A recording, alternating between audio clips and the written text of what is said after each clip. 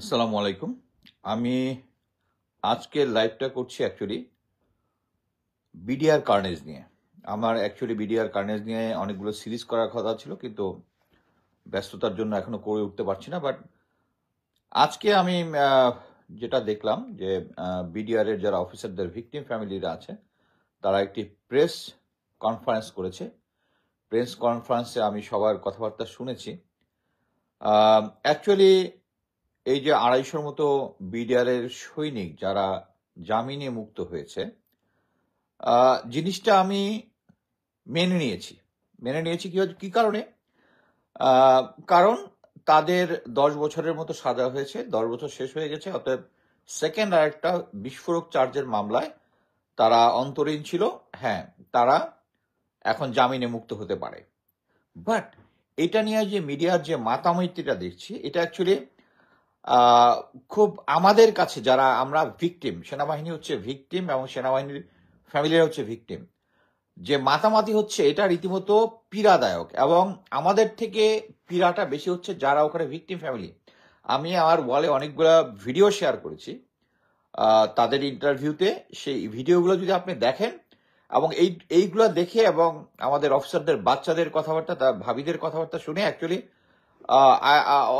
I burst into tears. মানে আমার তখন এত কান্না পেল যে আমরা এরকম একটা সিচুয়েশনে আমাদের মিডিয়া যখন বিডিআর এর এই কার্নেজটা হয় 2009 সালে 24-25, তখন আমরা দেখেছি মুন্নি সাহা সহ অন্যান্য যারা আছে তারা সেনাবাহিনীকেই অপ্রেসার হিসাবে, যে তারাই নির্যাতক হিসাবে দেখানোর চেষ্টা করেছে। পরবর্তীতে যখন এটা হলো, এখন আবার এত বছর পরে এখন একটা জিনিস মনে রাখতে হবে যে আপনারা যদি আমার ওয়ালে যে ভিডিওগুলো আছে, যারা যদি দেখেন যে বিডিআর ভিকটিম ফ্যামিলিগুলো, এর মধ্যে 4 জন অফিসার মারা যাওয়ার পরে তাদের বাচ্চা প্রসব হয়েছে। তারা এই বাচ্চাগুলো তাদের বাবার চেহারাই দেখে নাই। ঠিক আছে? আরো এমনি অন্যান্য যে স্টোরি যারা আছে, নির্যাতনের যেগুলো আছে, তারা দরজা ভেঙে, তারপরে ভেন্টিলেটর ভেঙে তারা ভিতরে ঢুকেছে, অস্ত্রের বার দিয়ে অফিসারদের বাচ্চাদেরকে হিট করেছে, ওয়াইফদেরকে হিট করেছে। একটা জিনিস মনে রাখবেন, এখানে যে সমস্ত সৈনিক ছিল প্রায় 4000-এর মতো সৈনিক ছিল। সো এই বিদ্রোহটা আমরা বলতেছি যে এটা উস্কানি দিয়েছে ভারত এবং আওয়ামী লীগ সরকার। এটা আমাদের কাছে সবার কাছে ক্লিয়ার। কারণ কি, আমরা দেখেছি এই যে বিডিআর এর সদস্যরা সাহারা খাতুনের সাথে, শেখ সেলিমের সাথে, তাপসের সাথে তারা মিটিং করেছে নাম্বার অফ টাইমস। এগুলা বিভিন্ন গণমাধ্যমে এসেছে। কারা কারা গিয়েছে, কতজন গিয়েছে, তারা গিয়েছে। সো তারা যখন এই জিনিসটা যখন হয়, এটার মধ্যে ভারতের ইন্ধন আছে। এখন বলতেছে যেহেতু ভারতের ইন্ধন আছে, অতএব ভারতীয়রা করেছে, ভারতীয়রা এটা করেনি। এরা আমাদের সৈনিকদেরকে ইনস্টিগেট করেছে। এখন কথা হচ্ছে, আমাদের সৈনিকের বয়স কি 18 বছরের নিচে? 18 বছরের নিচে না, দে আর ট্রেন। তারা বিডিআর এর যে নিয়ম কানুন আছে তাতে ট্রেন, এবং তারা বিডিআর এর নিয়ম কানুন সবাই জানে। একটা জিনিস মনে রাখবেন, একটা বিদ্রোহ হয়েছে, এই আপনারা যদি বিদ্রোহ ধরি, এটা পরিকল্পিত হত্যাকাণ্ড। বাট আমি যদি মনে করি যে ওকে, এটা যদি একটা মিউটিনি হয়ে থাকে, ওই সময় আইন অনুযায়ী আপনার হাতে যদি একটা অস্ত্র থাকে, you are subject to death penalty. That's the rule. একটা মিউটিনি, এরকম একটা সিচুয়েশনে যখন হত্যাকাণ্ড হয়, তখন আপনার হাতে যদি অস্ত্র থাকে, আপনি হচ্ছেন you are subject to hang. Clear? কিন্তু এই ইয়াটা যখন চালানো হয়, একটা জিনিস মনে রাখবেন, বিডিআর এর তৎকালীন Nurul Islam, master warrant officer, senior master warrant officer Nurul Islam যে এসএম ছিল, সে ছাড়া কেউ আমাদের অফিসারদের পক্ষে দাঁড়ায় নাই। এরা কারো প্ররোচনায় পড়েছে কিনা সেটা জানি না, বাট কথা হচ্ছে অস্ত্র ধরেছিল। তারা যদি অস্ত্র ধরে তাদেরকে, এই যে অসহায়, একটা জিনিস মনে রাখবেন, আইন শৃঙ্খলা বাহিনী, পুলিশ, বিডিআর, সেনাবাহিনী, আমরা অস্ত্র ধরি এবং যখন নেই তখন শপথ গ্রহণ করি হচ্ছে দেশের মাতৃভূমিকে সার্বভৌমত্ব রাখবো এবং আমার দেশের কারো প্রতি নির্যাতন হলে তাদেরকে রক্ষা করব। এটা হচ্ছে আমরা ওত নেই। আইন শৃঙ্খলা বাহিনী আরো বেশি ওত নেয় হচ্ছে তারা দেশের আইন শৃঙ্খলা রক্ষার জন্য নির্যাতিত যারা, তাদের পক্ষে দাঁড়াবে। আর এই বিডিআর সৈনিকরা ওই দিন অস্ত্র হাতে ছিল। যারা এই অস্ত্র হাতে নিয়েছিল তাদের হচ্ছে subject to death penalty according to the law. কিন্তু যেহেতু এটার পরিমাণ অনেক বেশি ছিল, আমার যতদূর মনে পড়ে 152 বা 139 জনের ফাঁসির আদেশ হয়েছে, সাম 200+ যাবজ্জীবন হয়েছে, যারা এক্সট্রিম পর্যায়ে খুন এবং খুন করার আশেপাশে ছিল। বাকি যারা অস্ত্র এবং বিভিন্ন ছিল, এখন কথা হচ্ছে আপনার যদি একটা বিদ্রোহ চলাকালে আপনার হাতে অস্ত্র থাকে, আপনি নির্দোষ। আপনাকে ইনস্টিগেট করেছে, আপনার বয়সকে 18 বছরের নিচে, আপনি জানেন না এটা কি অস্ত্র, দিস ইজ 7.62 মিলিমিটার রাইফেল, এটার অ্যামুনিশনের ভ্যালোসিটি কত আপনি জানেন না, এটা যে একটা 600 গজ দূরের লোকজনকেও মেরে ফেলতে পারে এটা আপনি জানেন না।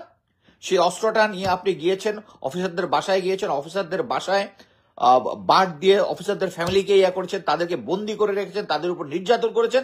আর এখন আসতেছে কি স্টোরি আসতেছে, যে 16 বছর আগে সে জেলে গিয়েছিল, তার নিজের বাচ্চাকে দেখা নেই একটা। I have all the sympathy for that family, but ওই সৈনিক ডিজার্ভ করে ওইটা। সে তখন অস্ত্র নিয়েছিল, সে তখন অস্ত্র হাতে দাঁড়িয়েছিল। আমি রিকোয়েস্ট করব, যারা সোশ্যাল মিডিয়া ক্যাম্পেইন করেন, তারা এটা নিয়ে ক্যাম্পেইন করেছেন। আমি মানি যে যাদের 10 বছর জেল হয়ে গিয়েছে তারা জামিনে আসতে পারে, but they are not innocent, they are not innocent. সে ওই দিন বিদ্রোহের সময় তাদের হাতে অস্ত্র ছিল, আর যাদের হাতে অস্ত্র ছিল তারাই দোষী।